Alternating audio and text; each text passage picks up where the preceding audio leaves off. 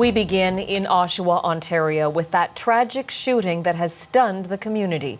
The motive is still under investigation, but there are still new details to share with you this morning. Laura McQuillan is tracking all of it for us. Laura, what's the latest? Jen, we now know the identity of that shooter and his relationship to the family. Police have named him as 48-year-old Mitchell Lapa, a man from Winnipeg who had travelled to Oshawa to carry out this shooting. Now, police say he wasn't invited to that home in Oshawa. It's not clear why he would have shown up other than for the attack which was carried out, and we know now that he died of a self-inflicted gunshot wound after apparently killing 4 people inside that house. Now, police have said a man, 2 boys and a female died in the home, and that a woman in her 50s was taken to hospital with a gunshot wound to her leg. She's in serious but not life-threatening condition. So that's the latest on that front.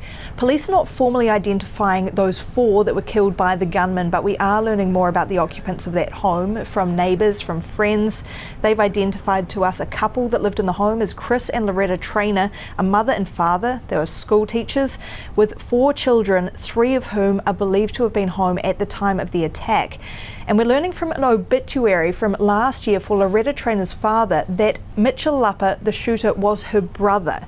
Now, just that detail emerging in recent hours. We're also hearing more from neighbours who described hearing 10 to 15 gunshots yesterday morning about 1:20 a.m.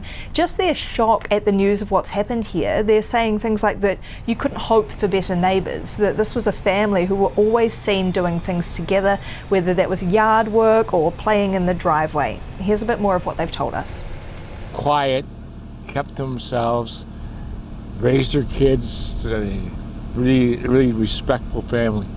Everyone knew him, everyone knew Mr. Traynor, and everyone knew Sam. You know, they're always just open people, open hands, you know, always kind to one another. It doesn't make any sense knowing Chris and Loretta that it would have been one of them. They're very happy, outgoing, very family-oriented people. So a neighbourhood in shock now, and it's not just that neighbourhood, of course, but with a couple who are teachers, this has left a school community reeling as well, Jen. So tragic. So what more are we learning about the police end of this investigation? Well, the big issue here that they need to identify is the motive. What would have led Mitchell Lapa to shoot for people inside this home, including apparently his family members? A key part of this is figuring out why he drove from Winnipeg to Oshawa. You're seeing there the white pickup truck that he took. It's registered in his name, was parked the wrong way outside the family's home. Also probing the long gun used in this attack and how he obtained that. Some other details as well, a suspicious device discovered at the family's home yesterday afternoon. What that was, why it was there.